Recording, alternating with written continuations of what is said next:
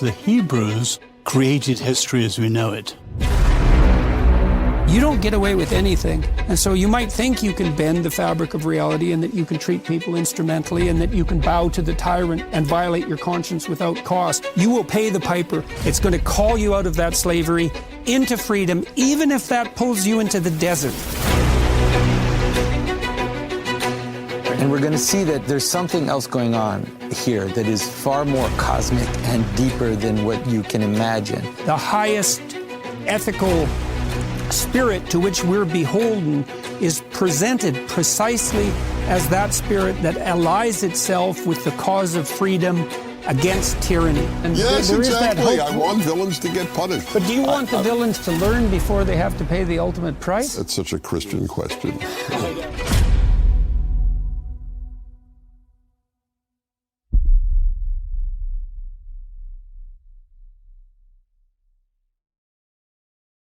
For a long time, on the self-esteem front, there was this idea that positive affirmations for children were the way to self-esteem. All that false praise, that devaluation of the currency of reward, that overgeneralization of insistence upon your child's singular wonderfulness at the expense of other people, it didn't improve self-esteem. What it did was inflate narcissism. And so all this idiot insistence on self-esteem through continual affirmation, you produce this increase in self-centered narcissism and you make kids more isolated and miserable and lonely than they would have otherwise had to be. When I worked with parents, it was constantly, a child would come home and say, somebody kicked me in the playground. And the first question from the parent was not, so what did you do about it or what happened, but, and how did that make you feel? And what it does is it gives power to feelings above actions. And so you get a child who, then the child stops and thinks, well, how did I feel about it? And it's usually, sad or angry or happy. This sort of very limited range of feeling words. If we bring that back every time to the child's feelings, then the child is growing up thinking, my feelings are the most important thing.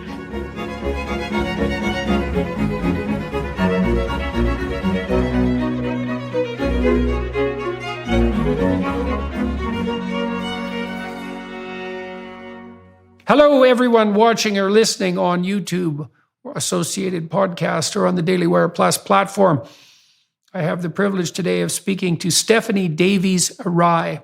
She is a decorated author and the founder, as well as the director of Transgender Trend, a UK-based organization that has been perpetually under fire by leftist activists simply for advocating for evidence-based healthcare when it comes to gender dysphoric children.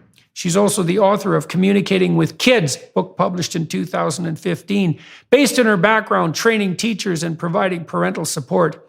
DaviesArai is also notable for being an intervener in the High Court during the landmark case Bell versus Tavistock, which concluded that persons under 18 cannot consent to puberty blockers.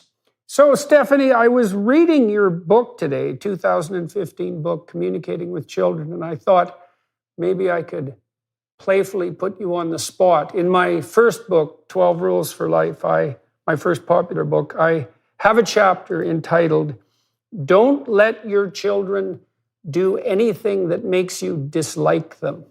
And so what I thought I'd ask you, given that you wrote this book detailing out different means of communicating with children, developing a philosophy of communication with children. I'm kind of wondering what you think of that rule. How does that strike you? Don't let your children do anything that makes you dislike them. I love that you started with that because that's the bit in your book which I've read that jumped out at me because that's what I say to parents. You of course you love your children to bits, you die for them, but do you like them? Because that's really important in day-to-day living. But the other thing I say is that it's not only important that you like your own kids, but that other parents do and other people outside, because otherwise your kids are going to have a really hard time and you're not going to be doing them a favor if you bring them up to be unpopular with other kids' parents, because they're going to depend on them. So, okay, so let me outline a few ideas for you, and you tell me, criticize away or agree as you see fit. So I think we know there's a large literature indicating that it's better for children to have two parents. And I think the reason for that, this is my reasoning for it, there's a variety of reasons. Obviously, raising children and working is very difficult. So being able to split the labor is a way of perhaps not being entirely exhausted when you have small children. But I think there's something else going on too, which is more, it's akin in some sense to the reason that there's sexual differentiation at a biological level. So there's sexual differentiation because it's useful to bring together two disparate creatures to produce a new variant. But I also think it's true on the personality front. So if you have a nicely organized marriage, you're going to have your bits of insanity and your partner's going to have their bits of insanity. But if you can form a joint union, then I believe you can produce something approximating one sane person. And that person is sane, that joint person is sane, not so much because they're sane psychologically, but because they're an analog of the broader social world. So, and I'm saying that for a specific reason. So then the theory would be, if your children are acting in a way that both of you find displeasing, if you're honest, then the probability that other people will find that displeasing is extremely high, because you at least love your children, whereas other people, they might be willing to give them a chance, but they're not going to die for them. And so if you accept the additional hypothesis that the primary role of a parent is to prepare their children for what would you say, welcome acceptance into the broader social world, then you have a moral obligation to guide your children in some sense in accordance with your own joint feelings. If the two of you find your child's behavior unacceptable, you're morally obligated to let the child know, because that is not going to translate well to other children, to other children's parents, to teachers, to any situations in public. And then your child's going to have a miserable time of it. And I think the research literature indicates that very clearly. Yeah, and I think, you're right in the sense that the children need the male and the female, the masculine and the feminine, but that can be achieved in other ways. I've worked with all kinds of families. So my work is about creating the optimum situation for families, no matter what whether they're married or what kind of family situation they're in. So I would agree, and particularly that children need strong role models of the opposite sex and the same sex. So, if it's a single parent family, for example, to find those role models that are close family members, because or very good friends of the family, that it has to be a close relationship. I mean, teachers as well, but there are other adults who can fill that gap, and that is something that I think is very important, that gap is filled if the family isn't that male-female unit of marriage that is the traditional unit. Right, because the children have to learn, okay, so there's two elements there. So you bring a mother and a father together, and the child gets the benefit of their joint personality, right? The fact that they've got two people to hit against, and hopefully that makes one sane person. But the socialization rules for being feminine and the socialization rules for being masculine aren't identical. And so that's part of the reason why it's necessary to have those contrasexual role models at hand. And at hand does mean something like making a relationship with, because the other thing we know about children is, though they can establish multiple deep relationships with people, so they can actually stand multiple caregivers, but they don't really like a lot of change in their caregivers. They don't like relationships once they're established to be decimated, let's say. Well, neither do adults, but it's even more the case for children. And so, yeah, it's harder for a single parent for someone who's running a single parent family to fill that diversity of personality to solve that problem, but also to provide the contrasexual role model. So, I agree. I mean, I think that consistency is really important for children, and it's fractured in so many ways now in society because of people move around more. People don't tend to stay in those units or those extended family groups in one area. So we have more and more challenges today in bringing up children, and parents face, well, as I'm sure you're aware, other challenges in terms of online life, the internet, influences from outside. So yes, that to try and create that consistency for children in their relationships, in their close family relationships, I think is one of the things that's very important. Having said that, I mean, there are all sorts of situations that are not optimum for children, and children are robust. So, you can look at, in our Western society, for example, to remember the fact that our children are, generally very privileged compared to other parts of the world. And so we can get, I think, too concerned about what the negative aspects of our society are, and forget the fact that children are generally robust. They are programmed to survive and to get on. And so we shouldn't be too careful or too worried about the kind of disadvantages they face in sort of a Western society where they have many advantages. Black Rifle Coffee Company is helping you knock out your holiday shopping with a ton of awesome new products this year. Shop the best brewing gear, thermoses, mugs, and apparel designed for folks who love country and coffee. Black Rifle sources the most exotic roasts from around the globe. All coffee is roasted here in the U.S. by veteran-led teams of coffee experts. Stuff your Christmas stockings with the latest roast from America's coffee for 10% off with the code JORDAN. Better yet, sign your Secret Santa up for a coffee club subscription. Imagine the joy of a pre-scheduled coffee delivery, your favorite roast when you need them most. It's the gift that keeps on giving. Black Rifle Coffee Company is veteran-founded and operated. They take pride in serving coffee and culture to people who love America. Every purchase you make with Black Rifle helps support veteran and first responder causes. Go to blackriflecoffee.com and use promo code JORDAN for 10% off coffee, coffee gear, apparel, and when you sign up for a new coffee club subscription. That's blackriflecoffee.com with promo code JORDAN for 10% off. Black Rifle Coffee, supporting veterans and America's coffee. Yes, well, you talk about the fact that parents now exist in what you described as a post-Freudian world. And so there was this idea based on I would say, an oversimplified reading of Freud, that all psychological problems that adults suffer from are a consequence of trauma, often associated with poor parenting in childhood. And first of all, no, because there's lots of reasons to have psychological distress as an adult that have nothing to do with your parents. I mean, as the existential psychotherapists pointed out very clearly in the 50s, just the catastrophes associated with being alive are sufficient to cause people a substantial amount of depression and anxiety and hopelessness. So it doesn't have to be all bad parenting. And secondly, the extremes of terrible parenting that Freud noted aren't really, I wouldn't say they're uncommon, but they're not typical.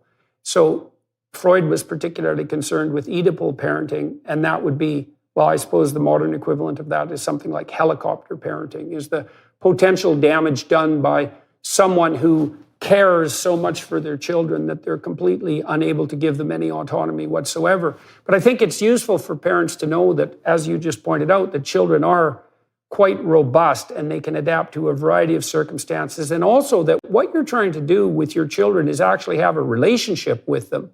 And one of the things that characterizes robust human relationships is that they can actually stay intact across a wide variety of emotional scenarios. You know, sometimes people in my clients used to wonder, for example, if they should ever fight in front of their children. And my response to that always was, it's not whether or not you fight, it's whether or not you reconcile.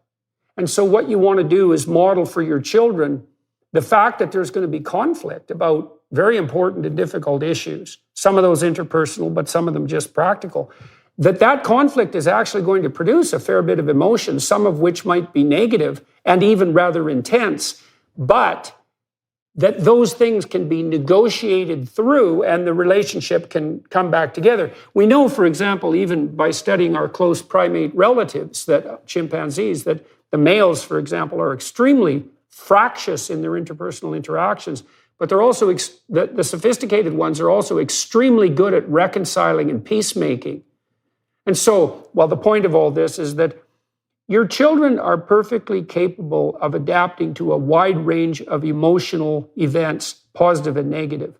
And what you want to help them understand is that the relationship you have with them and with each other, if you're married, is of the sort that's going to be able to withstand the full range of emotional expression without breaking apart.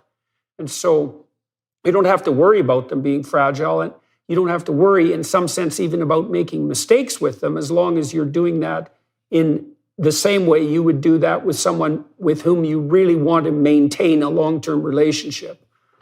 It's a very rare married couple who don't fight, who don't ever fight and don't ever. And one of the things that I think is important, as you say, that children may see you fight, and of course by that I don't mean, hugely aggressive, throwing things or beating your partner up, but the normal kind of arguments and fights and that a couple would get into. If the children observe that, then I think you're right that it's important that they also see the making up. But they also learn that you're not perfect, that conflict exists and that people resolve it and that it doesn't destroy you. So I think that is really important. Right. The other thing is about anger and conflict and argument is, as you say, just a normal part of life. So if you try, and this is what I see, the pressure on parents and particularly mothers to be nice all the time, to be kind and nice and never do anything in front of the children. And you create a kind of false sort of family. And some of the families I know that I think have the most healthy relationships are ones that shout at each other quite a lot. They're quite volatile in the way that they do so, but they're very honest and they make up and they're very, very close and loving families. So you can't, and then there are other families that or the parents try desperately hard to always present a loving and kind and nice front, and everything's false. Yeah, well, the issue is everything's under the surface then, and that I think is very, very confusing and anxiety provoking in children when you can feel the undercurrents as children can, but nobody's saying anything out loud. Right. Well, that's part of that extended Oedipal complex in some sense, is that the issue is, it's perfectly reasonable for people to work towards having peace in their household. But peace is actually extremely difficult to establish and maintain, because peace means that both of you agree, and also peace means that there's nothing unbelievably complicated facing you at the moment about which you have no idea, and you have no idea how to approach it. If you have a sick child, for example, and you're trying to sort through how to discipline a child like that, let's say, or what medical pathway to walk down, there's no way you can avoid having conflict if you're going to think about it, because it's a very serious issue. And you have to think about it seriously, and that means you have to discuss it. And if you have a different viewpoint, that discussion can get quite heated. But there's no difference between that and thinking that heated discussion. And unless you sort through, say, the complexities on the disciplinary and the medical treatment front, you actually don't have peace, right? You just have a problem. Now, what happens in the families that insist upon presenting this, you might say, gingerbread house world of false peace to their children is that they're pretending constantly that every problem is solved and peace actually reigns, but they're telling the children, often through nonverbal behavior, that any conflict whatsoever is so disruptive and so intolerable that we have to pretend all the time that no conflict whatsoever exists.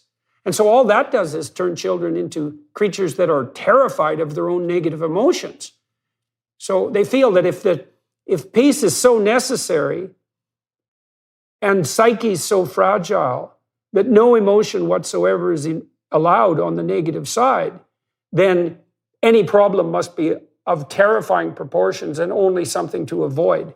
And that's definitely a catastrophe for children, especially because they can, especially when they're little, they can be quite volatile, right? I mean, if they're tired or hungry or hot or cold and they get volatile, they get upset. And then if they're feeling that they're breaking the eggshells underneath the carpet or rattling the skeletons in the closet, that's just not good for them at all. Yeah, it teaches children to be afraid of conflict and disagreement and argument, and those are parts of a healthy relationship. You disagree, and you.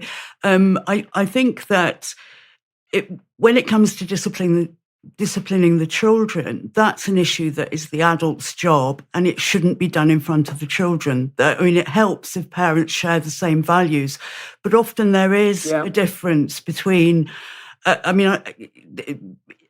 Discipline and attitudes to discipline. This is so common that one parent is more authoritarian and the other parent is more liberal and wants to let the children get away with things more, and the other one wants really tough discipline. And that's so common to a greater or lesser extent. So those sorts of issues really need to be talked about and sorted out by the parents. It's not the child's job to join in with methods of his or her own discipline. That is the parent's job. It's the adult's job, and a child isn't, and then the parent should be able to reach some agreement or compromise and then, proceed. But that shouldn't be part of the child's job. It's not the child's job to, Yeah, well, you talked about two camps of discipline, Camp A and Camp B. Camp A associated with order, let's say, and integration into the social world, and Camp B associated more, let's say, with chaos and individuation. And that's kind of a conservative liberal split there too. And I suppose that does reflect the fact that children have two problems to solve as they mature, broadly speaking. One is, well, how do I get along with my parents and my siblings and my friends and my teachers, the whole social world? How do I fit in? So that's problem number one. So that means, how do I conduct myself so that people appreciate having me around and I'm a valued social member? And the second problem is, well, how do I stand on my own 2 feet and also become a reliable source of creative individuality and some ability to push back against the mindlessness of the group? And that is an optimization problem. It's very complex, and there's no simple answer to that, partly because it depends on the situation and it depends on the child. And so parents definitely have to negotiate that out. I found with my wife, I'd probably make the first disciplinary move in like 75% of the cases, maybe 60% of the cases in our marriage. I don't think that's that uncommon because men are more likely to intervene by and large than women are because they're less agreeable. But I also found, most of the time, although my wife and I were pretty much on the same page with our kids, if I just shut the hell up for 15 seconds when the kids were misbehaving, she would respond. And it was so interesting because her threshold for tolerating misbehavior was not very much different than mine. It was literally, say on average, 15 seconds. But because it was she was reliably somewhat more patient, that did mean that in some circumstances, the bulk of the initial disciplinary moves fell to me. So that's another thing that might be interesting for people to know too. You might be closer than you think on the disciplinary fronts, just one person's a little quicker on the draw than the other. And again, sorry, please go ahead. It's back to sharing values, isn't it? If you've got essentially the same values about how you want to bring your child up and how you want your child to be in the world, what your goals are for the way you raise a child, then you can probably work those things out as adults together. And it's not as big. So we could lay out some of those principles, and I think that'd be useful for people who are watching. So let's take that Camp A and Camp B. We'll start with Camp A, and that would be the more conservative side. look, it's really important that your children are popular and welcome. And that doesn't mean because they've sold their soul to the group. It means because they can play fair and they're productive and generous and they know how to take turns and they don't whine too much when they lose and they don't triumph too annoyingly when they win. And they're good at reciprocity. They're good play partners. And that's really crucially important to kids.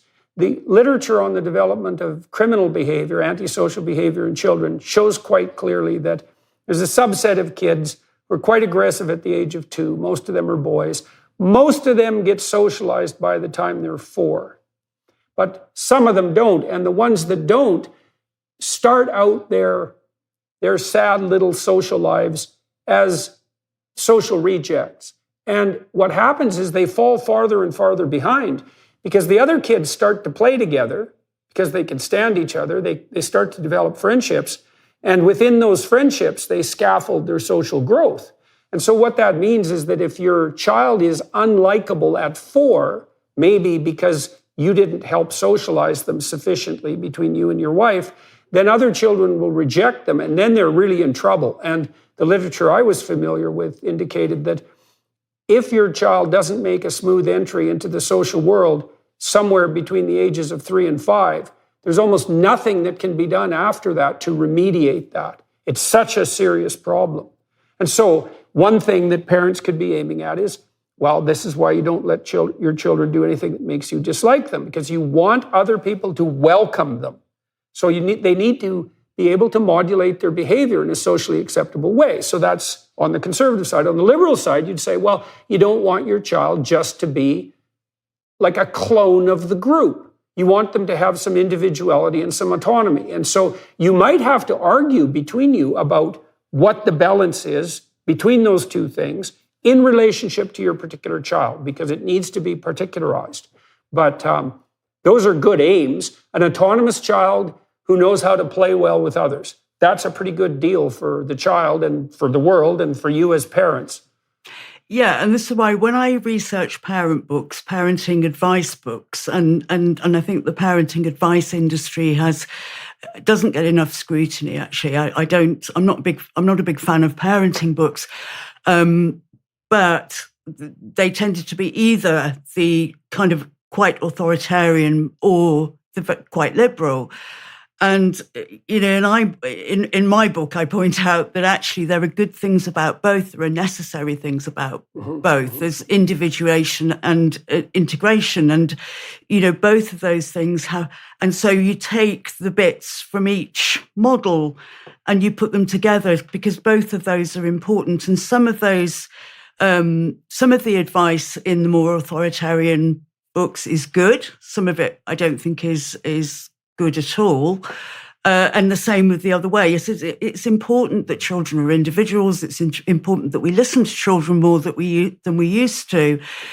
But what I've seen is it's the liberal parenting side that has come into ascendancy over the last 2 decades. And that runs right across the social spectrum of parents. You get working class parents, middle class parents are very liberal. And I think there's, and I think most of the books are on that side.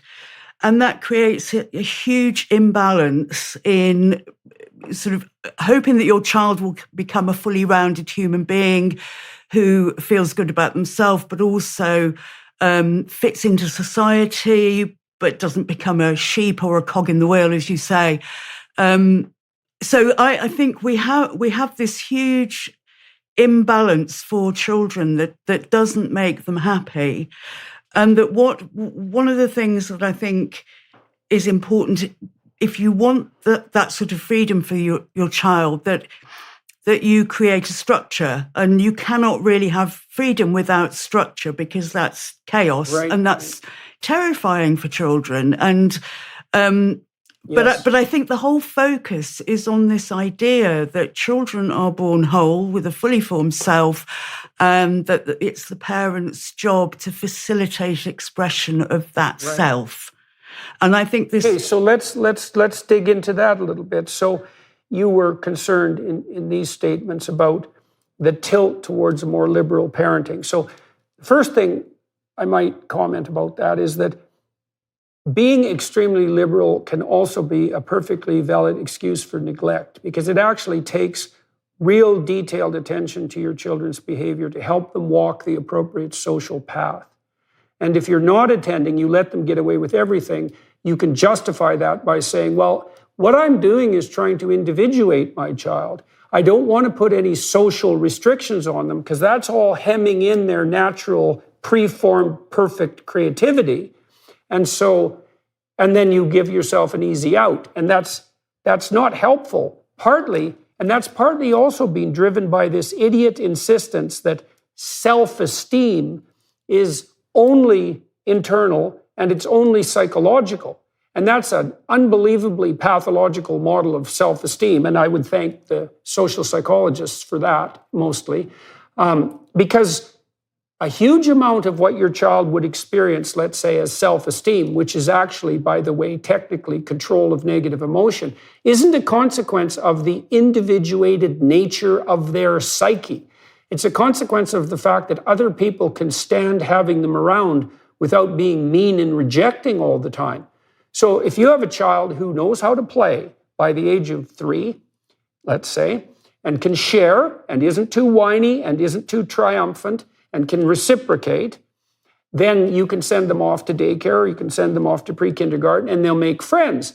And then when they go to school, they have friends, and the teachers like them. And so they aren't suffering from the kind of negative emotion that people would confuse with low self-esteem. But it's not particularly because they're individuated or well integrated intrapsychically. It's because their behavior is well regulated socially, and so they integrate well into the community, and so other people don't exclude and torture them.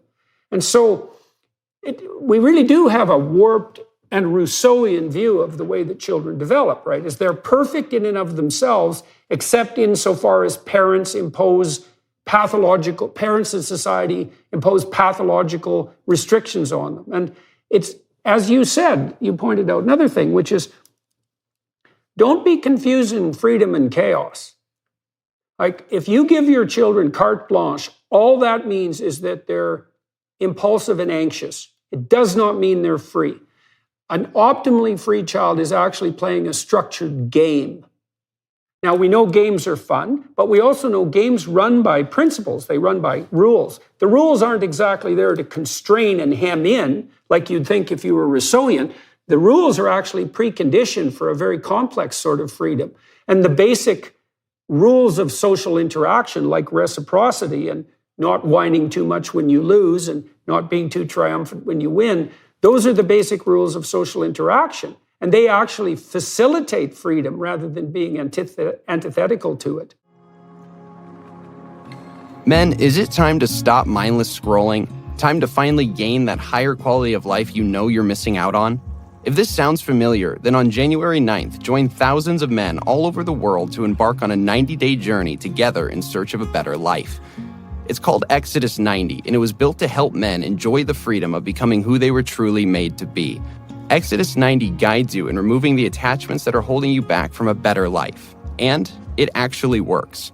Independent research shows that Exodus 90 men report considerable shifts after the first 90 days, including stronger satisfaction rates in their marriages, more meaningful prayer lives, and dramatic decreases in time spent on their phones.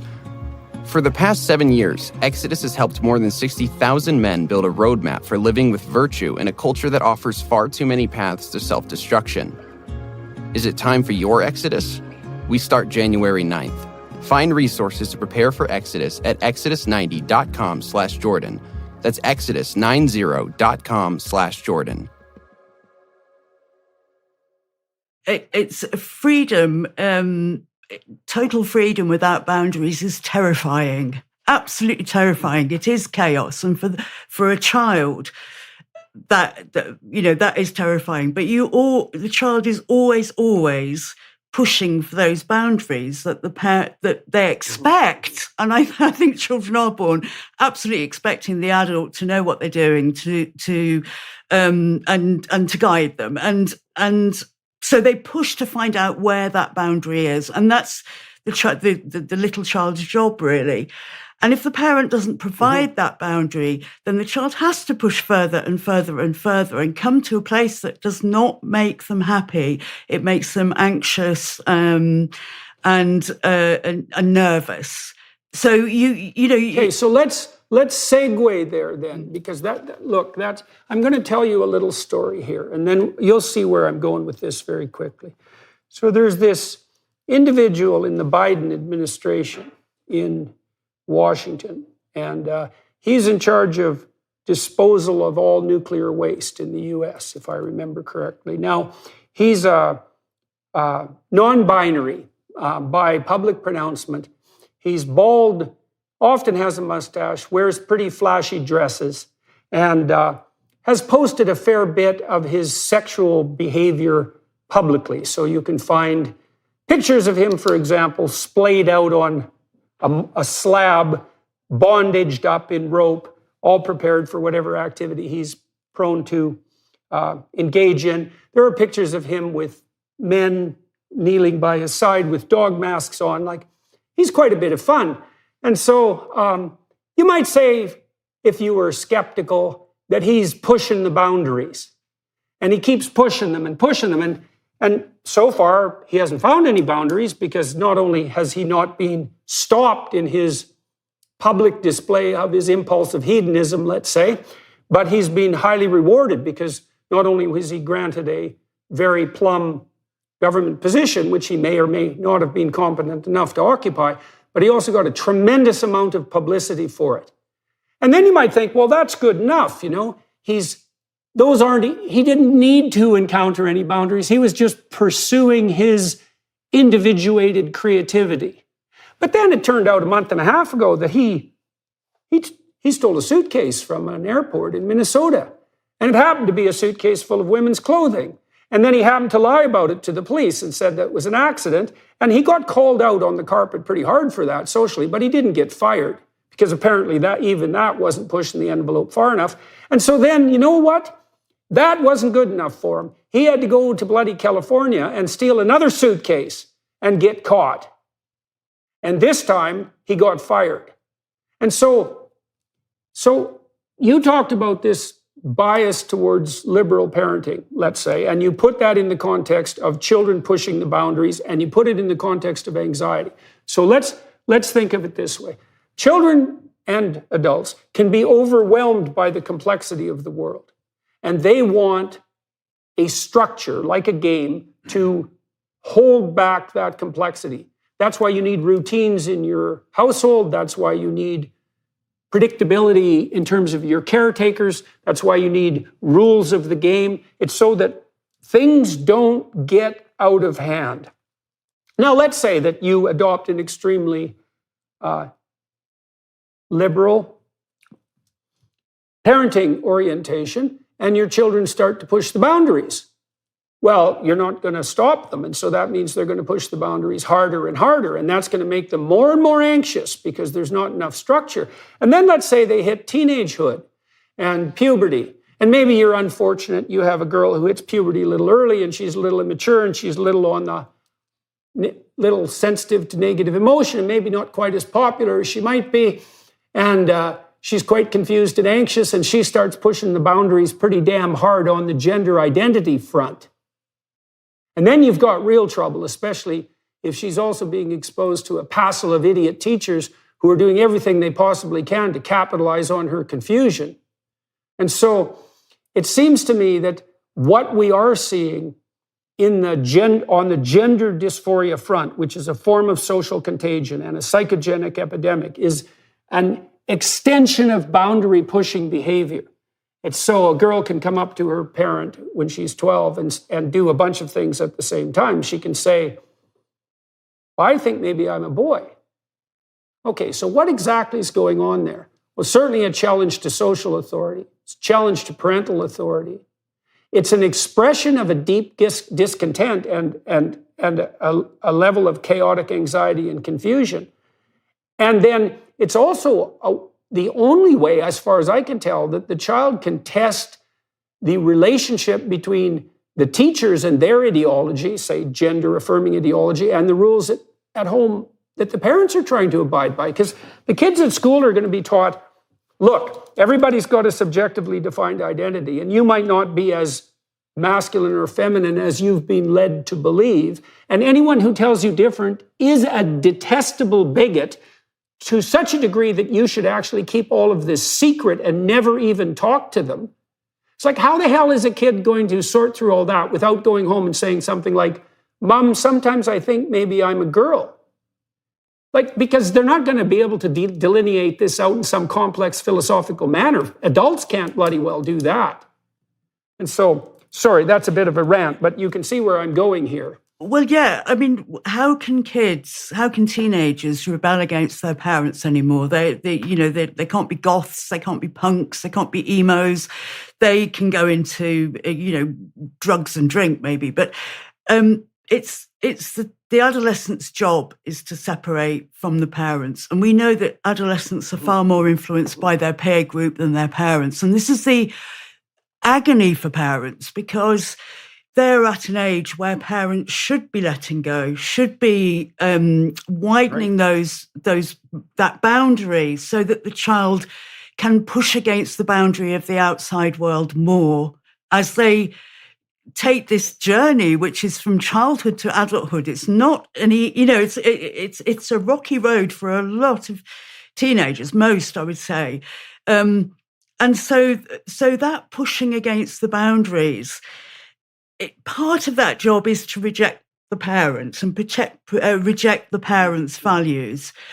And so parents of adolescents are even more in a position where they're tearing their hair out, because they know that if they're giving advice to their children, that's not the advice their kids are listening to. They're listening to what's going on in their peer group. So it's a huge thing for society to have been put on to this generation of children, and that parents feel helpless about. And the parents' job in adolescence is really to tread that line, and particularly in this area of speaking the truth, giving their children facts. That is a responsibility of parents. And you may be the only person in that child's life who is doing that. And it's also to allow the child more freedom and more freedom of expression. So it's a real dance between, and it's all about keeping up a good, strong relationship with that child and keeping communication channels open. Right. Well, in some ways you could think about the model you used, which is, say, integration versus individuation, is that as the child becomes more autonomous, putting more stress on individuation makes more and more sense, right? Because you've already laid down the groundwork for their social acceptance. And then as they move into adolescence, first of all, they can't abide by your household rules entirely, because they'd never leave home if that was the case, right? They have to have that drive towards independence. And that's going to mean establishing their own system of values in some sense, so that they can move away from you and do that autonomously. And so they are going to be set against you in some real sense. The problem is that, well, I suppose part of the problem that parents run into at the moment is that that's been weaponized. That proclivity has been weaponized in the name of this extremely strange gender ideology that insists that identity, well, we could take that apart a little bit. That might be useful. So one of the things that really strikes me as odd as a psychologist, there's two things, I suppose, when I look at modern claims about identity. The first is that identity is subjectively defined. I think that is so utterly preposterous. I can't believe that we're even entertaining it as a culture. It's so idiotic.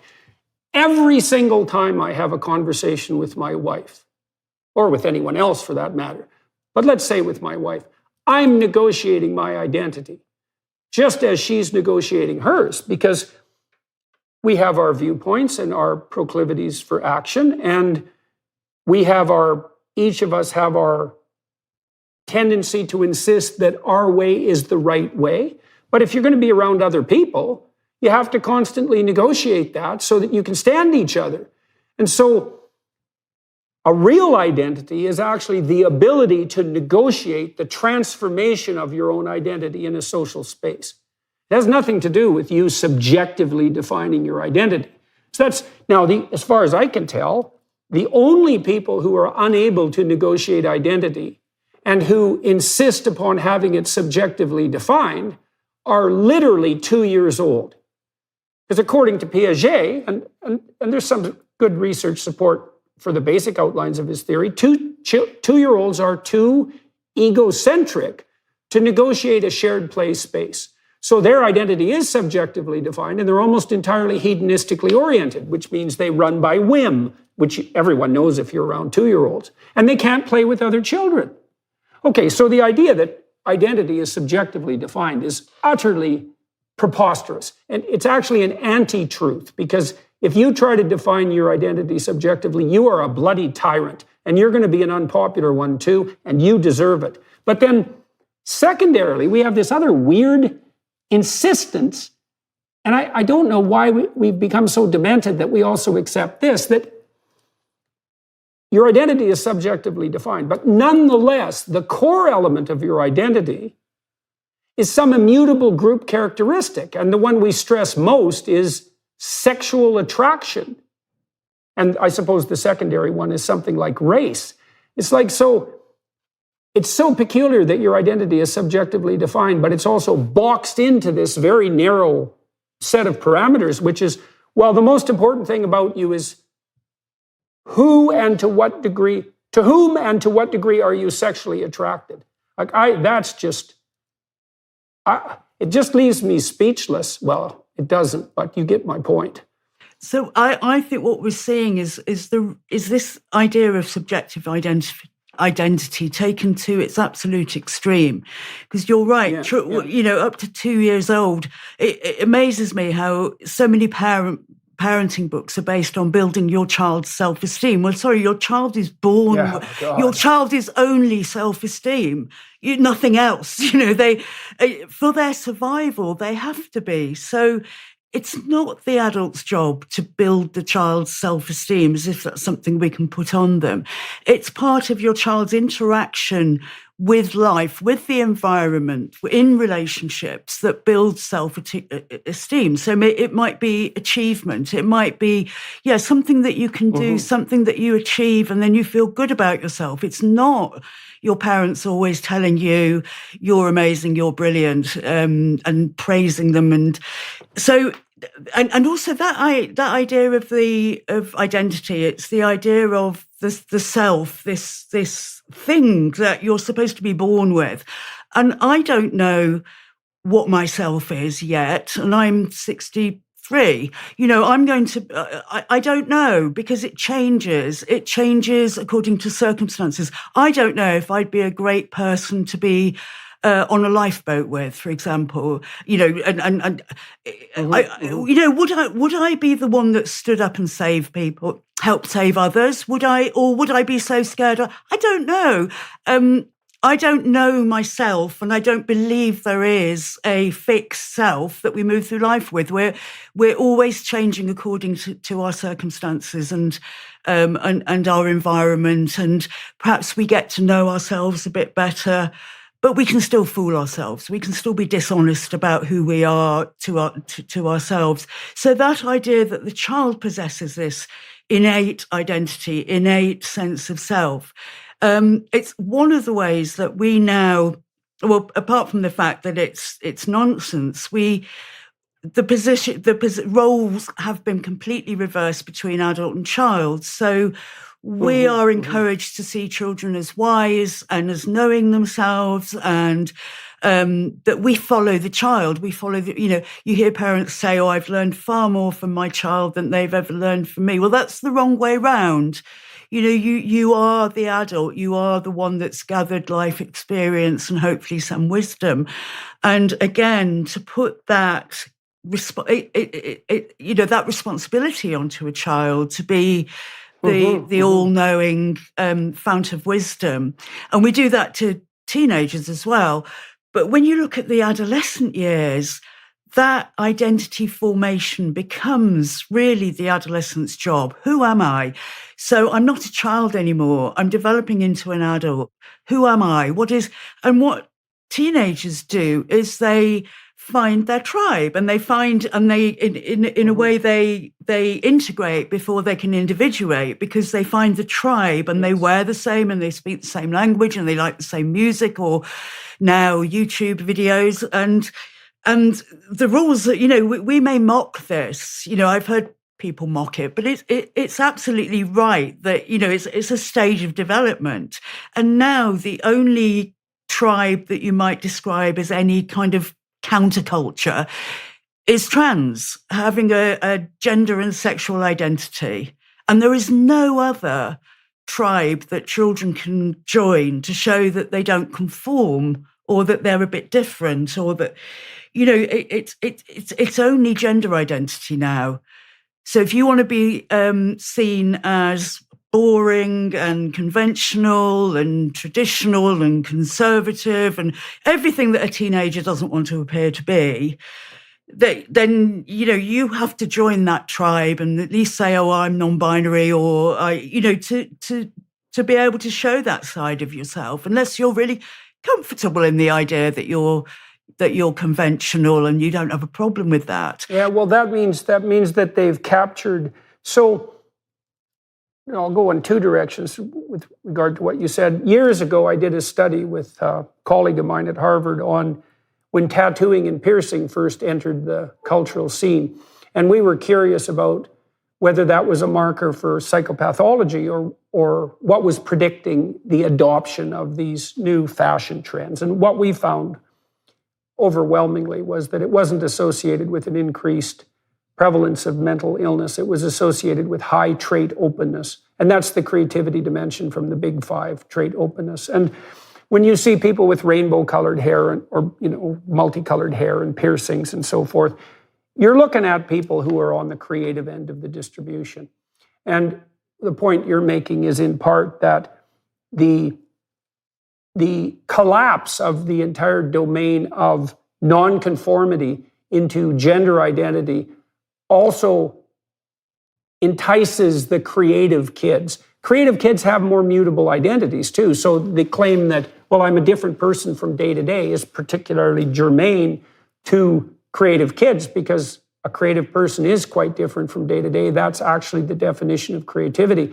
And if you're creative and high in negative emotion, that's even worse, because not only are you mutable on the identity side, that's actually your identity, that mutability. You're also very, very volatile in terms of your moods.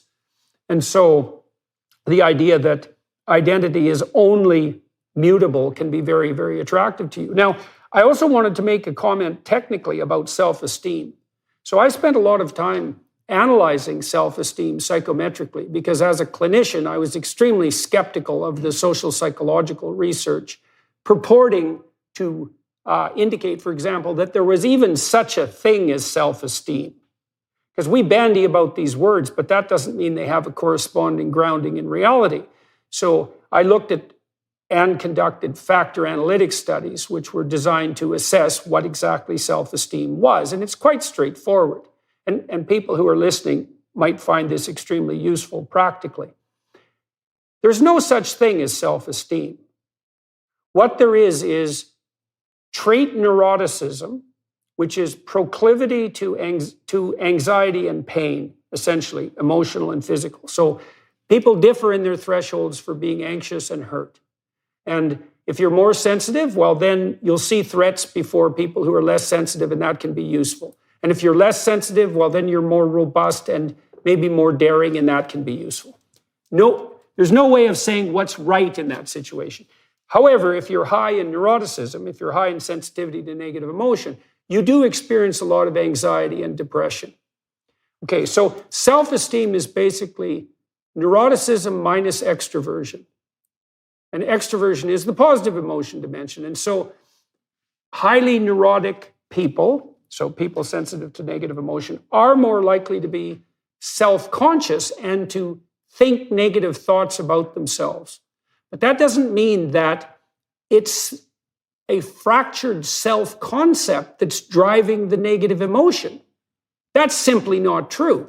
That negative emotional state is actually baseline temperament. You can measure it in infants. You can measure it in kids that are 6 months old, and you can ameliorate it to some degree. If you have a child who's sensitive to negative emotion and you facilitate their exploration, their autonomous exploration, they can normalize their psychophysiology. Okay, so first of all, there's no such thing as self-esteem. It's basically trait neuroticism. And second, you do not remediate trait neuroticism by getting people to focus on their feelings. In fact, making people self-conscious about their feelings makes trait neuroticism worse, because there's no difference between being self-conscious and being high in trait neuroticism. So, and then the last part of all of that that's preposterous is you certainly don't remediate people's self-esteem. You talk about this in your book with regards to overpraise, by continually telling children how wonderful they are. Because what actually regulates their negative emotion, to say it again, isn't their internal psychological state or their attitude towards themselves. It's whether or not other people like to have them around. So if you have a child who's very popular, surrounded by friends, who's got a couple of best friends, whose teachers respond positively to them, who other parents respond to well, who can regulate their behavior when they're out in public in a grocery store or a restaurant so that adults are kind and smile to them, the probability that they're going to experience excess negative emotion is tremendously ameliorated. And so that's another strike on the conservative side, like a hit on the conservative side of the parenting spectrum. It's like you help make your children socially acceptable and you will increase their self-esteem. You don't do that by giving them participation awards at school and falsely inflating their ego. You don't ride an elevator for the music, or choose an airline for their movie selection. When it comes to audio entertainment, it makes sense to choose Audible. Audible is the home of storytelling, whether it's an epic adventure, a chilling mystery, or a can't-miss comedy. It houses all your audio entertainment, audiobooks, podcasts, and originals in one single app, so that you can find the best of what you love or discover something new. As an Audible member, you can choose one title per month to keep from their entire catalog, including the latest bestsellers and new releases. Members also get full access to a growing selection of included audiobooks, Audible originals, and podcasts. You can download or stream included titles all you want. You can even listen to Dr. Peterson's Beyond Order on Audible. Let Audible help you discover new ways to laugh, be inspired, or be entertained. New members can try it for free for 30 days. Visit audible.com/Peterson or text Peterson to 500-500. That's audible.com/Peterson or text Peterson to 500-500 to try Audible free for 30 days. audible.com/Peterson. That's really interesting what you say about self-esteem, yeah, because it's it is bandied around. It's part of parenting advice, so much now. But really, what does it mean? Does it mean a sense of satisfaction with yourself? Does it mean, because there is a healthy, I guess there's like a healthy kind of confidence that you in life. But again, I think that's so much generated by how you react with the world. We're social creatures. And if we cannot have or develop a positive relationship with the world and our environment and the people we meet, yes, and then we're not likely to have a feeling of kind of confidence in ourselves. But I think you're right about that there are innate personality characteristics or temperaments, and they can be tempered and they can be helped so that the child is, you get the positive side of that more than the negative side, because with every temperament, there is a positive and a negative.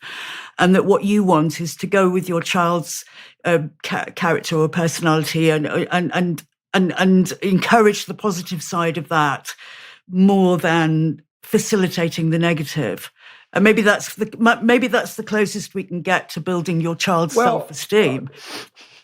Well, I talked to this psychologist 2 weeks ago, Jean Twenge, and Twenge is a pretty good psychologist. She's a good statistician. She's good at psychological measurement, which is really important when you're dealing with the sorts of things we're talking about. And for a long time on the self-esteem front, there was this idea that positive affirmations for children were the way to self-esteem. But that was dependent on the theory that your level of negative emotion was dependent on your attitude towards yourself, something like that. It was only a psychological variable. But what Twenge found was that all that false praise, that devaluation of the currency of reward, that overgeneralization of insistence upon your child's singular wonderfulness at the expense of other people, it didn't improve self-esteem. What it did was inflate narcissism.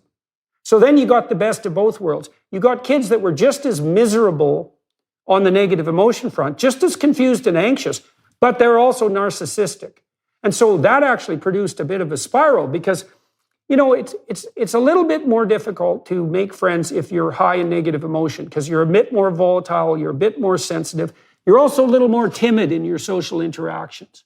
So you already got a couple of things working against you.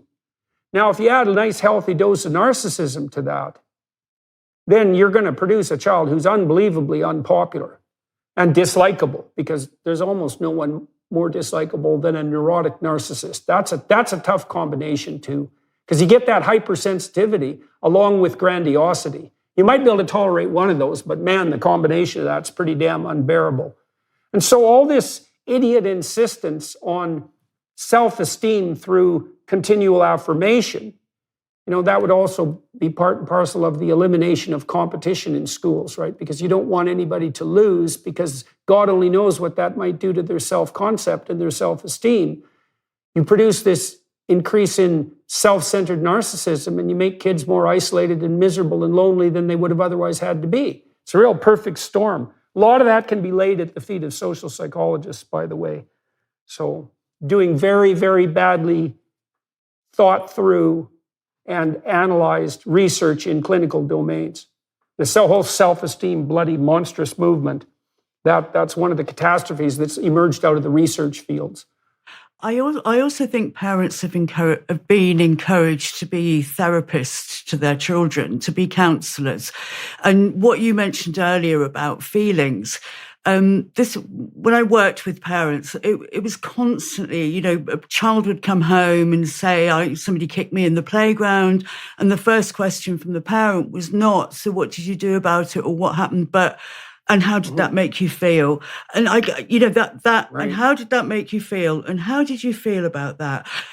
And what it does is it gives power to feelings above actions. And so you get a child who, then the child stops and thinks, well, how did I feel about it? And it's usually, you know, sad or angry or happy, you know, this sort of very limited range of feeling words. And so then the child's thinking, that's the important thing. And it's always back to the child looking internally rather than looking outside and saying, so this was what the situation was. And then maybe if the child was being bullied, or maybe if the child had a part in it, we listen to that, we can, perhaps help the child manage it better next time. Or maybe the child doesn't have a problem with it at all. It's just sharing some information with us. But if we bring that back every time to the child's feelings, then the child is growing up thinking, my feelings are the most important thing. Okay, so let's look at that. So first of all, we might ask, what the hell do we mean by feeling? And what we mean is something like immediate emotional response. Okay, and then we say, well, feelings are paramount. We're also simultaneously saying immediate emotional response is paramount. Okay, so let's just think about that for a minute. So let's say my wife says something that makes me angry. All right, so why aren't I just right? It's like you just said something that made me angry. Now I'm angry. My feelings are paramount. I'm angry. I feel like hurting you, let's say, because I'm so angry. Why am I not right in doing that? And why are we insisting to children that their instantaneous emotional impulse is the appropriate marker for reality? Because the alternatives would be, well, who cares what you felt about it? What did you do about it? Or on the bullying front, let's say, what are you going to do about it? Independent of your feelings, whether you're angry or upset or looking for a fight or challenged, whatever. I want to know how you're going to cope with this situation actively so it doesn't occur again. And then by walking through that, let's say if you're talking to a teenager, you're also privileging thinking over feeling. And so then you might say, well, what is thinking? And the answer is, thinking and acting are what mature people replace feeling with. So the only time we need to feel something, especially on the negative emotion side, is really when things don't go the way we want them to go. So you feel, forget about positive emotion for a minute, you feel in consequence of inadequate adaptation. That's like a rule. And so to privilege feeling means you're privileging inadequate adaptation. And you're also saying, well, your first impulsive whim, which is driven by these basic biological mechanisms that are very id-like in the Freudian sense, they're not sophisticated at all. By making them paramount, you raise them to the point of the highest virtue. The highest virtue is what you feel. And then it's even worse than that, Stephanie, because this is so awful. It really is. If you do careful linguistic analysis of communicative content, one of the things, and emotions, let's say, communicative content and emotion, one of the things you find reliably is all self-conscious thoughts load on neuroticism. So there is literally no difference between thinking about how you feel and being miserable. They are exactly the same thing. So what you're doing with, it's so interesting, it's so sad, right? But you can kind of understand this if you think about self-consciousness. So imagine you're on stage and you're delivering a talk, and all of a sudden you get self-conscious. Well, you think self-consciousness is a good thing. It's like, no, it's not. You sweat, you blush, you stutter, you forget what you're doing, you collapse into yourself, you get self-centered, you don't pay attention to the audience, you're no longer able to communicate, and it can be a real catastrophe. Like people can get so self-conscious on stage that they develop a phobia of public speaking. And that's all pathology of self-consciousness. And so now what we do with our children at every bloody turn, and they do this in school all the time, well, how are you feeling? How are you feeling? How are you feeling? How are you feeling? And the other implication there, and you talk a lot about nonverbal behavior in your book and how we communicate with children. We're also telling our children all the time that if you feel bad, anxiety, let's say, or some emotional pain, that's so awful that that's all sensible and caring adults should ever care about. And so what kind of message is that for children? It's like, oh my God, you were upset at school. What a cataclysm that is. We should probably restructure the entire social apparatus so that never even happens once. It's multidimensionally preposterous. And it's really hurting kids to make them self-conscious like that. So I love what you say about self-consciousness and causing depression. And I mean, you can see it so clearly in this idea that children, well, adolescents in particular now have this new a childhood task of exploring their gender identity. Because what does that mean other than they must look at their every behavior, the way they like to dress, everything that... There was a book I read, which is it's a workbook for teenagers on exploring your gender identity. And basically, you're looking at every aspect of your personality, everything about you and relating it to gender. Does that make me a girl or does that make me a boy? And of course, it's inevitably based on stereotypes. It can't be anything else because...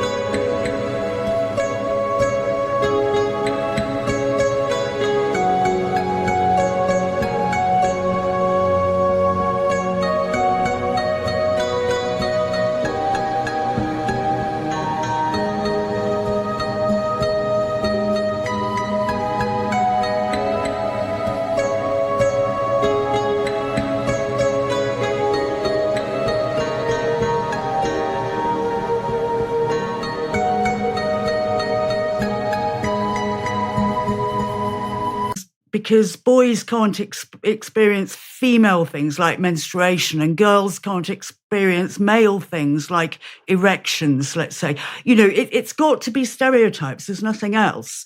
And, one of these books that I read, because teenagers now, there's a plethora of books, including workbooks, to help you along your gender journey. It's sometimes called a quest. It's this sort of adventure. And it was talking about bends in a river, that each time you get to a bend in the river, you stop and you think about your gender identity. Well, gender identity is a meaningless concept anyway. It's not, scientifically supported that we have this thing.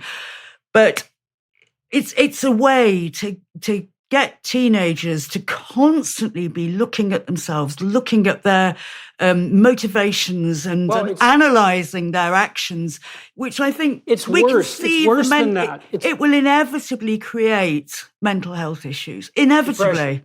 Yeah, well, look. Here's what it's analogous to. Okay, so imagine that there are twists and turns in the bends of the river of your marriage. And there are constant micro challenges and disputes that emerge in the course of the marriage. Okay, here's the new rule, okay?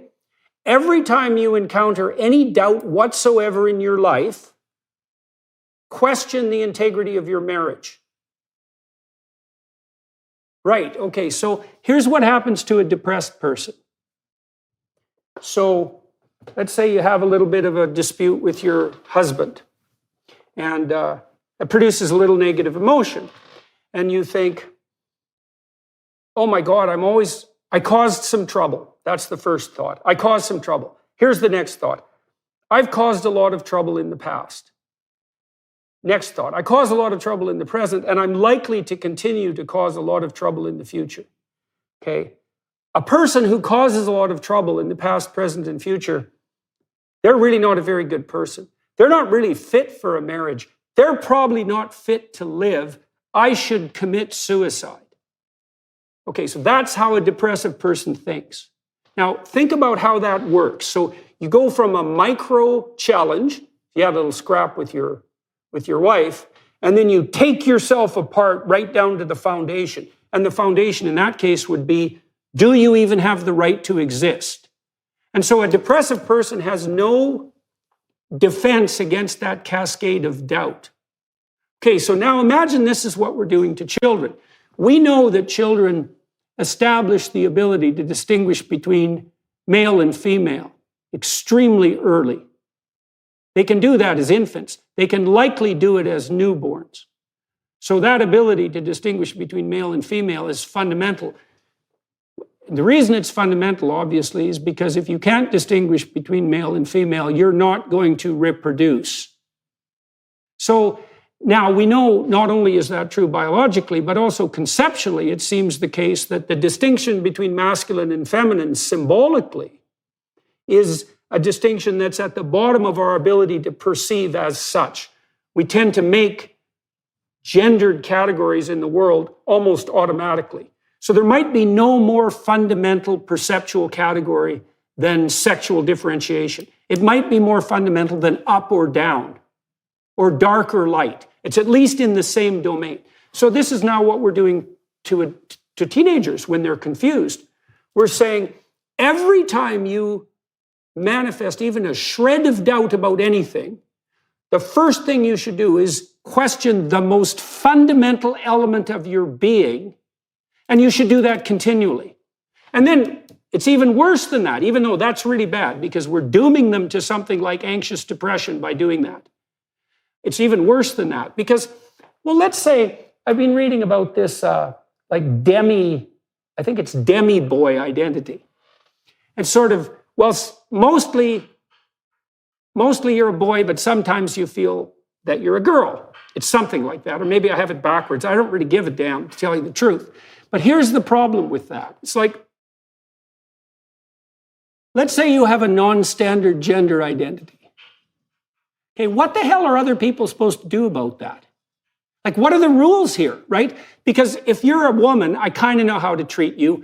I'm going to do it in a stereotyped way to begin with, because I don't know who the hell you are, so I'm going to use low resolution approximations, and those are going to be stereotypes. They're no different than categories. And then when I get to know you, I'll particularize it. But if I don't know whether you're male or female, what the hell should I do with you? You don't know, because you don't know what the rules are. And so the simplest thing for me to do is just not do anything with you. The simplest thing for me to do is go find someone else who's a hell of a lot less trouble and who's willing to abide by the social norms enough so that they don't present a mass of indeterminate confusion on immediate confrontation. And then, the riposte from the transgender side is, well, if you were a little more tolerant, you'd know how to give me what I want. It's like, I don't have a bloody clue how to give you what you want. I have no idea. I don't know how to give me what I want. I can barely manage it with my wife. I certainly have no idea what to give a bald man with a mustache in a red dress. I have no idea what to do with you, and neither do you. No one knows the rules. So we tell kids, question your identity, specify your non-binary orientation, but then what?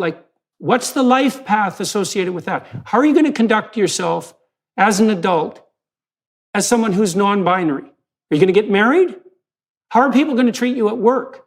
What are you going to do with your kids? How are you going to dress? You don't know the answer to any of those, and neither does anyone else. Those aren't identities. They're not identities. They're masses of ideological confusion, and that's all. An identity tells you and other people how to perceive and how to conduct yourself.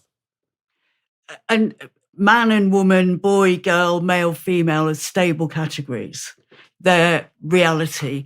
And to teach children any different to that is to lie to children and to lie to teenagers. And it's the most distressing thing for me to observe this going on, that it's done in the name of kindness, it's done in the name of compassion, It's seen as the only legitimate way to help these kids, and it's so cruel. I mean, I think you pointed out before, what you're doing is you're affirming, particularly a teenage girl's self-hatred and self-rejection and absolute hatred and disgust about being female. You're affirming that, and you're saying, "Yep, you're right to feel that way." It's reject. Let's kill off that person. And let's replace that defective woman or girl with a boy. And we agree with you. The boy is so much better. This is who you really are. So the lie there is like, being a girl or a boy isn't who you are. It's what you are. It's just fact. Who you are is your personality, is your personality traits, what you do, whatever. Being a boy or a girl isn't who you are, but how it's sold to children, and it's sold to children at the earliest ages. I've counted there's about 40 picture books for primary years now, is that it uses the messages that are given to children now. So be who you are, be yourself. And the other, when to a child, who hasn't developed a self yet, and it's it's a lifetime's job in my experience. But then also the other really strong message is, you know who you are, and nobody else has the right to question you. Yeah. Now, this is indoctrination from the early years onwards. So age 3, as soon as children start kindergarten, these books exist. So what you're doing is you're taking away from that child, or this generation of children, the stability of reality and the ability to differentiate between fantasy and reality at the most fundamental level of who they are. And the way, in this sense, that we're now the children and they're the adults is part of this message that parents are given. Your child is born whole with a fully formed sense of self. And so, my 4-year-old boy, he knows, or she knows who she is. It's not up to us to question that, our child's wisdom. And the child is dependent on us as parents. Our job, and we don't even see this as a job, it's just automatic. A child will say, "Look, Mummy, there's a dog," and we'll say, "Yes, it's a dog," and we can't, or that's a dog. No, darling, actually, it's a cat. We were constantly reinforce our growing child's sense of what's real and what's not. And we correct them if they make mistakes. And we don't see that as a job. It's just sort of automatically what we do with kids. But that's what we're doing. But in this case alone, we're saying, no, that's, you are literally a girl. And we're approaching it as adults who are thinking, I am affirming his gender identity. Not to the child, you're not. You're telling that boy he's literally a girl. So for him, he doesn't maybe understand biological sex yet, but for him, he's biologically female. On the child's level of understanding, a trusted adult is telling him he's a girl. So he's a girl. Well, right, and providing a reason for his confusion. Yes, and also... that's the terrible thing. Yeah, also the fact that he has faced disapproval, typically from the parents, from one or other or both parents, and perhaps from a wider circle, for the toy choices he's making and his friendships. Yeah, right. And so as soon as you say to him, he's a girl, and we get these sort of short-term honeymoon kind of results of, always suddenly he's really happy. Well, of course he is, because now all his toy choices are approved of by the adults. And of course, what he wants to do is win the approval of his parents. That's what he needs to do for his survival. So you've got this terrible lie being told to children. And I think exactly the same with teenagers. Yes, they're developmentally later on, but it's exactly the same lie, and it addresses teenagers' specific vulnerabilities of identity formation. We'll be right back in just a moment. First, we wanted to give you a sneak peek at Jordan's new documentary, Logos and Literacy. I was very much struck by how the translation of the biblical writings jump-started the development of literacy across the entire world. Illiteracy was the norm. The pastor's home was the first school, and every morning it would begin with singing. The Christian faith is a singing religion. Probably 80% of scripture memorization today exists only because of what is sung. This is amazing. Here we have a Gutenberg Bible printed on the press of Johann Gutenberg. Science and religion are opposing forces in the world, but historically that has not been the case. Now the book is available to everyone. From Shakespeare to modern education and medicine and science to civilization itself. It is the most influential book in all of history, and hopefully people can walk away with at least a sense of that. So there's no difference between being self-conscious and being miserable, technically. But here's something else. Self-consciousness among females is much more associated with body dysmorphia. Now, there's a bunch of reasons for that. We don't know all of them, but here's a couple. First of all, at puberty, women start to experience more negative emotion on average than men. And that it's not true of boys and girls, but it does seem to kick in at puberty. And that's likely because you get size dimorphism developing, and so it's reasonable for women to be a little bit more timid about the physical environment than men. But also women are more sexually vulnerable. And also, they have to care for infants, so being threat sensitive makes sense. Okay, and in any case, those are three possible reasons, but it definitely kicks in at puberty. Now, it also is the case that anxiety among women tends to take the form of bodily self-consciousness. And I think the reason for that, likely, this is a speculation, although the mere observation is a fact, it's likely because girls and women are judged more comprehensively on their physical appearance than men.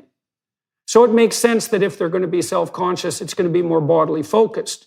And then that's particularly rough. Then the third contributing factor is girls hit puberty earlier than boys. So now what, you have a perfect storm there. So now you have a girl, and she's feeling a lot more anxious and confused than she did before because she hit puberty. Plus her body is doing 50 weird things. Plus she's getting all sorts of strange attention from adults that she never got before. Plus, she doesn't know how to fit in on the social front, and she's trying to make that transition from childhood to adulthood. And then you have people additionally torturing about the fact that any deviation from the norm on the stereotypical front is actually an indication that she doesn't exist in the correct body. Well, she doesn't really feel like she's in the correct body to begin with. So it's a perfect storm for young girls. Now, when Canada came out with its compelled pronoun law 2016, I talked to the Canadian Senate. I said, you idiots in your legislation, you think you're going to free up kids. You're going to produce a psychogenic epidemic among young women because they're preferentially susceptible to psychogenic epidemics, which is why we had a bulimia epidemic and an anorexia epidemic, all of which was spread by social media, and a cutting epidemic. And then there's a history of such epidemics going back 300 years. I mean, Freudian hysteria, which was very widespread in the Victorian times, although disappeared afterwards or mutated, was also a psychogenic epidemic that preferentially affected young women. And so, well, I just wanted to lay out some of the reasons why that's the case. Higher levels of negative emotion and more bodily focused self-consciousness. And so then you add to that a kind of unpopularity because maybe a given girl isn't that sophisticated at manifesting, what would you call it, socially acceptable feminine traits. It takes a fair bit of sophistication to be a well put together woman, and you're going to be pretty damn awkward at that if you're kind of a clunky tomboy when you're 12. And so, well, now you're providing them with, first of all, a unidimensional reason why they're miserable is pretty damn convenient, and no wonder an adolescent wants that. It's like, do I have 50 problems? Or do I have one? Right, and then you also entice them with the additional social status that they're going to receive by now announcing that they're special and having every bloody teacher in the entire world, plus the world at large, focus on that narcissistic grandiosity that goes along with the insistence of a special identity. And the only price you have to pay is like enforced sterilization and surgical mutilation. Fine deal for our teenagers. I think there are another couple of things about teenage girls that we don't pay as much attention to, but the very fact of physical development in teenage girls means your body is sort of ballooning, breasts here, hips here, bottom there. And you lose that sort of gender neutral body that gave you so much freedom in childhood. And so how girls experience puberty is moving from being a free kind of person into being an object, because suddenly her body is public property. And as you say, it's commented on. Everyone has a right to comment on it. She may, she'll get comments in the street. She'll look all around her and become aware of the objectification of women throughout society. Now, I think this is happening to boys much more over the past decade, in a kind of certainly objectification of the male body, and in some cases, kind of sexual objectification of men. And this generation are used to seeing those really exaggerated images of femininity. So the female heroes have huge breasts and tiny waists and big hips. Kim Kardashian. And the male heroes, and you see are ripped with a six pack, and they're hulks. So you get that in gaming. You get it in it's sort of programs like Love Island, which I don't know whether you have in Canada. It's all about how you look. So it's happening more for men, and interestingly, boys' experiences of things like anorexia have increased, but not as much as girls. So girls are in a real, the gap is still widening. Well, there's also the emphasis that pressure also comes on women younger. Not only do they hit puberty younger, but also, on average, cross-culturally, women prefer men who are 4 years older. And what that also means is that men prefer women who are 4 years younger. And although most of that's driven by female choice, by the way, but not all of it. But it also means that women come under sexual pressure in some sense earlier than boys do, partly because of earlier onset of puberty, but also because there's a tighter relationship between biological fecundity and youth in women than there is in men. And so that piles on the additional pressure for young women. So there's an overvaluation of female sexuality in some real sense that kicks in around the age of 13. And the advantage to that, I suppose, is all the attractiveness of youth and beauty. But the disadvantage is, well, there's a hell of a lot of competition and judgment that goes along with that particular contest. And certainly that does pile on a 12-year-old girl, well, with overwhelming force, especially when you also add to that the fact that women are much more vulnerable on the sexual front in some real sense, because they pay a much bigger price for sexual misbehavior, let's say, than men do, given the risk of pregnancy. That's a good definition of what is a woman, by the way. A woman is the human being that bears disproportionate responsibility for reproduction. It's a good biological definition, too. And you're stuck with that, right? You encounter that face first when you hit puberty as a woman. And it's the constant, I think, dilemma for women, individual women, and for feminism, how to put those two things together. Because you're right, we have the biological responsibility that men don't have. And along with that, I think the disgust with the female body is pretty much tied into that, because it kind of makes you an animal. Yeah. And you're reduced right. to your biology. And so girls at puberty, apart from not being developmentally ready to face all of this, sexual harassment. I mean, it's in schools now. There's an epidemic of sexual harassment in schools. And not that girls should ever be ready to face that, but they're so young, and they can develop breasts at primary school, age 11, and suddenly they are supposed to be a woman when they're still emotionally a child. And how hard that is. But also going back to the absolute female facts of menstruation, how disgusting is that? That's the real issue here of developing sexually as female. You bleed. I mean, it's disgusting. It is horrendous for girls, not all girls, but it's one of the things I think that happens at puberty. At minimum, it's a challenge. It's a challenge, and it can be really embarrassing and humiliating. It can create anxiety and worry.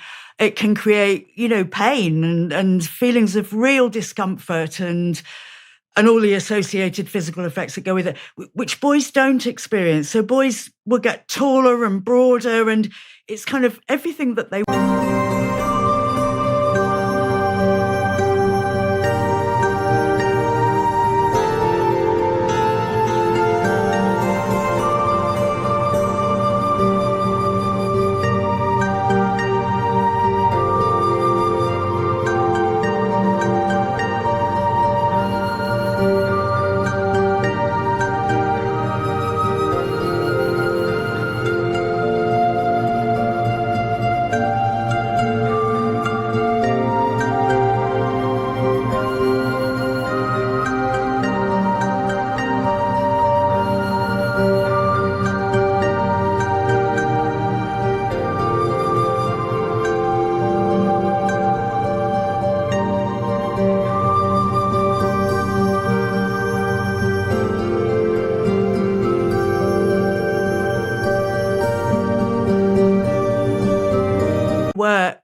before just sort of gets bigger. But more. Yeah, but more. Yeah, exactly. Whereas with girls, completely changed. It's suddenly, I'm swelling out here and I'm swelling out here and my body's out of control. And if you've got an image of yourself as being intelligent, maybe even intellectual, bit different, all of those, it can be so humiliating to feel, actually, no, I'm just an animal. I'm just a piece of meat. My body will go on doing this and I have no control over that at all. That can be really frightening. And it can be, so all of this, what is awful now is that we don't look at girls, even though there's this massive, 75% teenage girls being referred to gender clinics, we don't look at them as teenage girls because, of course, that's transphobic. And this lack of differentiation between male and female means that they're all lumped together as trans kids, and all of the issues are seen as the same. And we know in medicine that the female body and women are not, looked at properly anyway, but this has really exacerbated that problem, that we're not looking at gender dysphoria in girls. Even to say they're girls is transphobic, but we're not looking at it within a framework of female adolescent health and all of the other issues. That helps us move into a domain that maybe we can cover just as we bring this to a close. You've written a fair bit, too, about what I would characterize, I don't want to put words in your mouth, as the absolutely pathological stampede of idiot medical and psychological professional organizations to insist upon gender-affirming therapy. And so as a therapist, I'd like to point something out, which is the last thing I'm ever going to do for any of my clients when they come and see me is affirm their identity. That is not my job. My job is to listen to my client and help them understand their current identity and develop it in the direction that appears most appropriate as a consequence of the course of our discussions. So I presume people come to see me because they're miserable for one reason or another. I don't know why they're miserable. It might be terrible circumstances. It might be something they brought upon themselves. It might be some combination of both. But I certainly don't presume to know. And that's, in some real sense, a disturbance in identity. And then what the therapeutic realm is a place to explore the vagaries of identity. Now, I'm not there to affirm my client's identity, nor to deny it, right? I'm supposed to be there as a neutral, ignorant listener. It's like, you're complicated. I don't know who the hell you are or what's wrong with you. We're going to lay out a space of honest communication and try to develop a differentiated model of your identity and then try to optimize it. Now, then you get this insistence now that the professional colleges have brought in, which is no matter what your client tells you when you first encounter them, you have to agree with that, or you're unprofessional to the point where your license can be not only reasonably suspended, but should be ethically suspended. And I look at that and I think, oh, well, the whole therapeutic and most of the medical establishment is just done. If I have an anorexic girl come in to me and say, I had an anorexic client once, very thin girl, as you might expect. She wasn't very big. And I had her sit by me at one point. And I said, you look at your thighs, and now you look at mine, and you tell me which one's bigger. She said that hers was. And I said, okay, fair enough. So this is what we're going to do. I'm going to put a piece of paper under your thigh, and I'm going to have you trace it. And then I'm going to put it under my thigh, and I'm going to do the same thing. And I want you to watch so you see I'm not playing any tricks. Okay? So we did that. And of course, my thighs were about that much bigger on both sides than hers. And I swear she looked at that piece of paper for 20 minutes. Now, she trusted me by this point, So she knew already that I wasn't playing tricks, but she still couldn't believe her eyes. And I think the reason for that is that I don't think that anorexic women can see their bodies properly. They lose the ability to see the gestalt, and they focus on a detail. And then they can't distinguish between what's fatty and what's bone, let's say. Literally, they can't see it.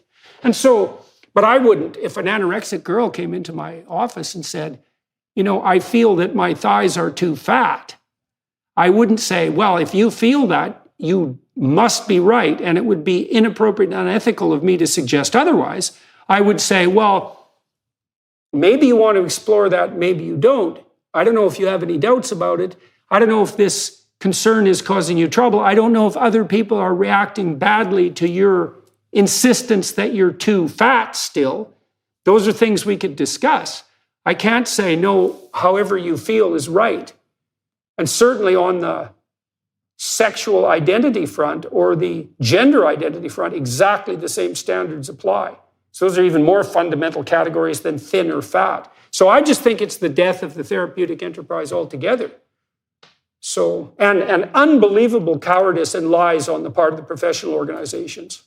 And it's presented as conversion therapy to do anything other than affirm a child's self-diagnosis and self-prescription of treatment. Again, it ties into what's happening in parenting, whereas I think it's a good thing that we listen to children more now, because children weren't, when I was growing up, children really weren't listened to at all. And that's good. But listening to a child seems to be interpreted as agreeing with the child on everything. Mm-hmm. So, a therapist's job is to listen. There's a lot of listening in counselling or therapy, but it doesn't mean agreeing. And so we give up our knowledge, our perspective, our knowledge of facts in order to placate or appease or in somehow in a misguided way, thinking that we're building the self-esteem of the other person. But we don't, that's never helpful. Certainly, long-term, that's not a helpful thing to do. We could also point out, and should, that all therapy is conversion therapy. Right? The whole bloody point of the therapeutic process is transformation. Now, you could say, well, you shouldn't convert the client into a clone of the therapist's presuppositions, and that's definitely true. What you want to do, when I saw my clients, the first thing I would try to find out is, okay, why are you suffering? How and why are you suffering? And that's really complicated. That could take hundreds of hours to figure out, because maybe it's a psychological quirk, or maybe it's a catastrophe of situation, and God only knows how to differentiate those. So you have to listen a bunch. So the first is, well, how are you suffering and why? And then the next is, well, if you had your way and you could envision things being better, well, what would better mean for you? And how would you envision that practically? And so that's on the client, right? You don't want to interfere with that, because you can offer your opinion, you can say how you've seen other people solve that problem, but you don't want to muck about with that too much, because each person has to come up with a somewhat particularized solution to that problem.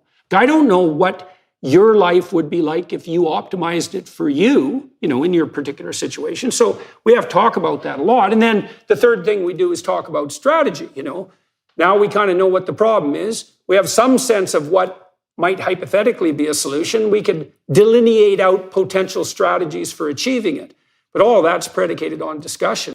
And none of that has anything to do with affirmation, except, I guess what you affirm as a therapist is you affirm the utility of honest communication, and you affirm the idea that through honest communication and inquiry, positive conversion is possible, right? Conversion towards some more ideal state of being. Very difficult thing to manage. But you certainly don't do that by privileging your client's feelings above all else, and then by being terrified into silence with regards to the responses you might have to an inquiry. So it's really something to behold, and you talk about the role of compassion in that, hypothetical compassion. One of the things I see continually, poor parents say, the claim is being made constantly that unless you give way to your child's desire to transition, they're going to commit suicide. And would you rather have a trans child or a dead child? That's a question that's often asked to parents. Okay, so I want to take that apart for a minute. Number one, even the bloody American Psychological Association, which has become a very pathological organization, admits in their documents of affirming care, and they do this by pointing to prejudice, there are no good long-term follow-up studies on the life course history of trans individuals. And then they say, well, that's because of prejudice against trans individuals. And be that as it may, I don't care about that at the moment. There are no long-term studies.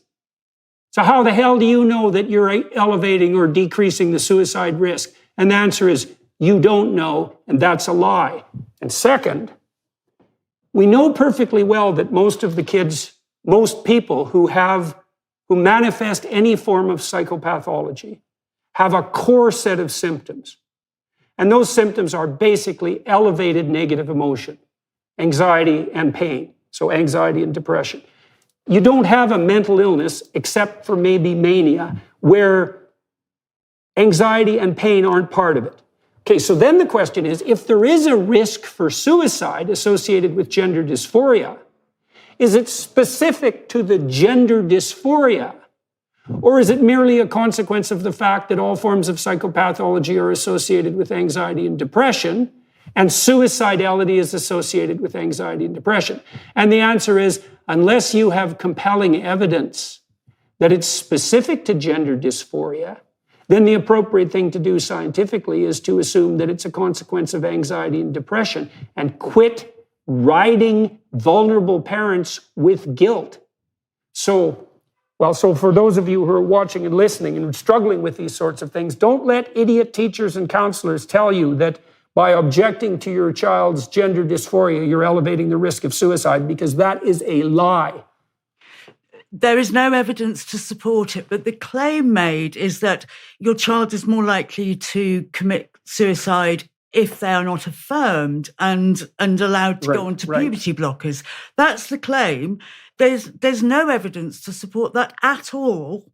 Parents can be supportive in lots of different ways, but parents are being bullied in the cruelest way imaginable to affirm their child and go onto this medical pathway through this, and the kind of the thing is now that not only parents, but all young people know that part of the persona, part of the rules of the tribe of being transgender are having suicidal ideation.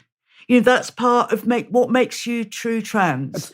So it's the most irresponsible. I cannot understand why the Samaritans hasn't spoken out about it, why, government ministers have not spoken out about it. We know about the contagious possibilities of suicide. We know the dangers of saying suicide is down to one factor. We know that, and yet we let this carry on in this area. And this is where, this is these are the kind people. Yeah, well, this is, okay, so let's close up with this. So I've been thinking recently that our conceptualizations of narcissism are too one-sided. I think we concentrate on grandiose narcissism, sort of more masculine form of narcissism, more than we concentrate on the more feminine form of narcissism. And I think the feminine narcissism is something like narcissism of compassion. And that's associated with this idea, the Freudian idea of the Oedipal mother who, what would you say, fosters a sense of hyperdependence, the helicopter parent. Now, males can do that too, but it's more likely to occur on the female side because females are more agreeable and they are more compassionate. So the reason that I think part of the reason that no one is speaking out against that, well, you are, and I have, and there's a few people who are, but the reason that you get slaughtered so badly if you do is because the narcissists of compassion come after you and they say, well, it isn't like you care for children, you're just mean. We care for them so much that we'll listen to them no matter what we say. And then the underground message there isn't, we're doing best for children. The underground message is, look how much we care. Don't we deserve to have our social status elevated merely on that grounds? And maybe right to the highest possible point. We're so compassionate that we're Mother Mary herself, right? It's nothing but the mother of God's voice talking here. And so anybody who is antithetical to that broad scale and all-encompassing compassion is instantly, deemed an agent of Satan for all intents and purposes. But it's so absolute. Like, I saw this woman. So she was a Disney executive, and she was testifying, if I remember correctly, when Florida was clamping down on Disney. And she said, she was the head of their domestic programming, something like that. She said, well, I have a trans child and a pansexual child, and one's 5 and one's 7. And I thought, okay, let's just think about that statistically for like 1/10 of a second. The probability that you have a trans child is 1 in 3,000 before the gender dysphoria epidemic hit. 1 in 3,000. Okay, what's the chance that you have a pansexual child? Now, I have no idea what the hell pansexual means, but I know that whatever it is, it's rarer than transsexual. So at minimum, you have a 1 in 3,000 chance that you have a pansexual child. So what's the probability that you have a pansexual and a transsexual child? And the answer is 1 in 9 million. So here's the question. Are you a pathological narcissist of compassion? Well, what are the odds? 899,999. No, it's 8,999,999 to 1. That's the appropriate statistical analysis for that claim. So no, I don't think you have a trans child and a pansexual child. I think you are a devouring narcissist, and you are willing to sacrifice your own children to your narcissistic pretension to elevate yourself in the social hierarchy with no work merely by claiming that you're that loving. That's you. God, it's so awful. It's almost indescribable.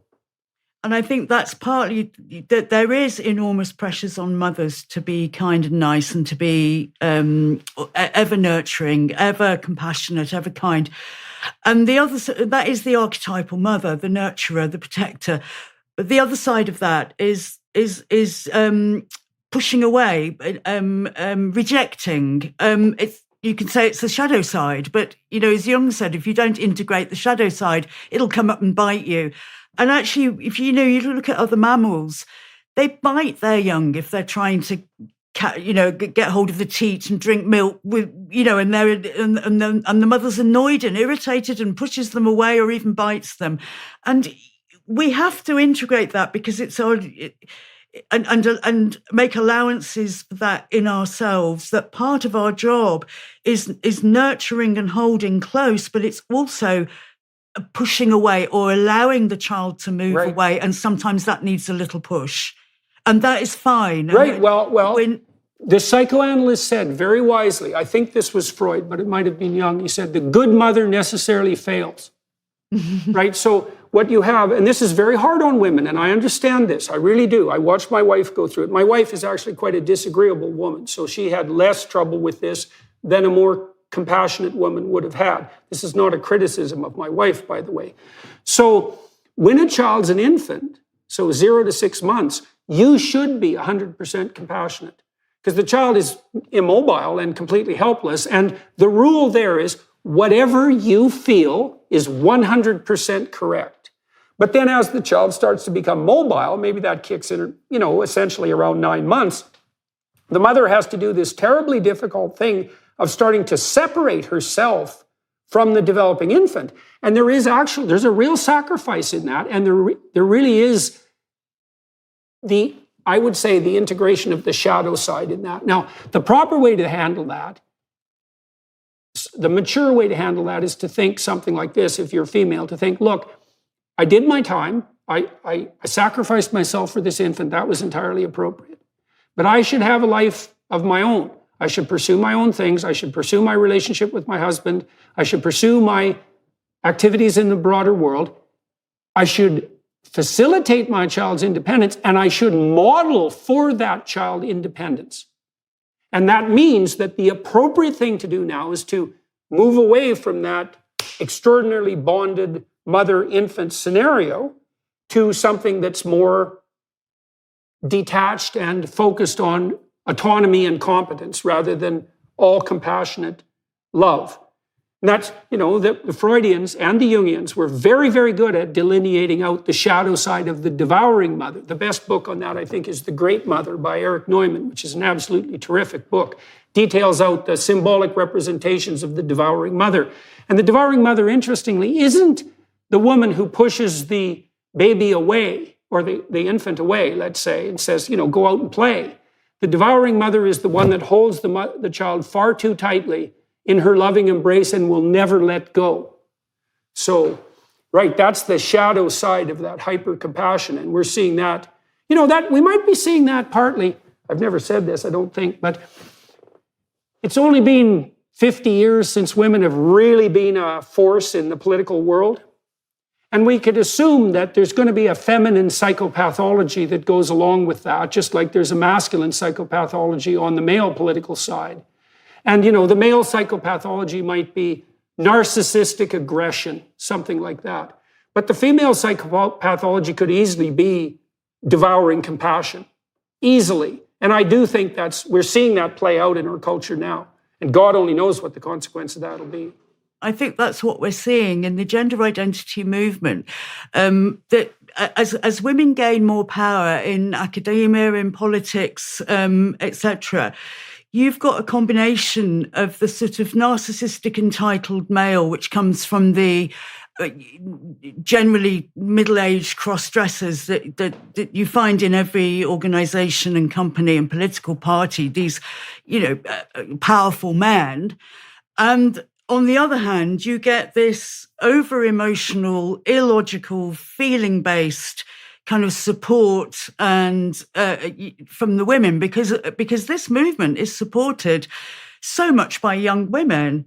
And so you get the worst of the feminine, or the negative side of the feminine, and the negative side of the masculine coming together. Because I think conspiring, the marriage of the two. I kind of naively thought, wouldn't it be great if the world was run by equally men and women, because that would balance the yin and the yang. And I don't believe that a world run by women would be more superior than a world run by men, but together.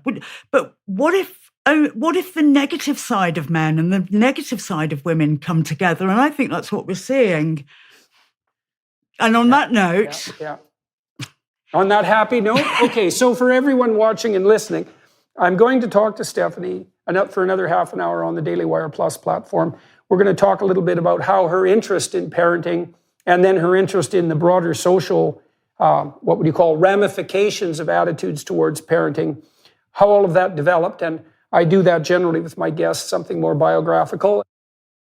Hello, everyone.